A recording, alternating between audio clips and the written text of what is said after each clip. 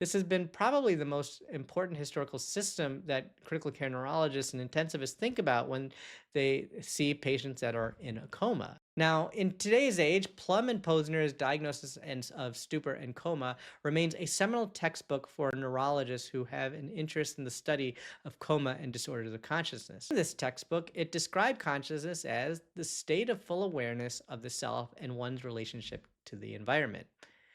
Now, clinically at the bedside, consciousness is assessed by how a patient responds to the examiner.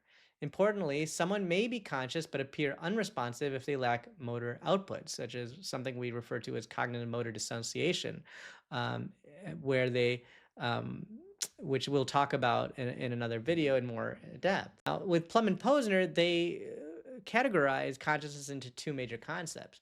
One is content, which is all cognitive and affective functions mediated by the cerebral cortex, such as things like memory, language, and perception. And then arousal, the overall level of cortical activity maintained by specific brainstem and thalamic pathways and that represent the ascending arousal system or ascending reticular activating system. This has been probably the most important historical system that critical care neurologists and intensivists think about when they see patients that are in a coma.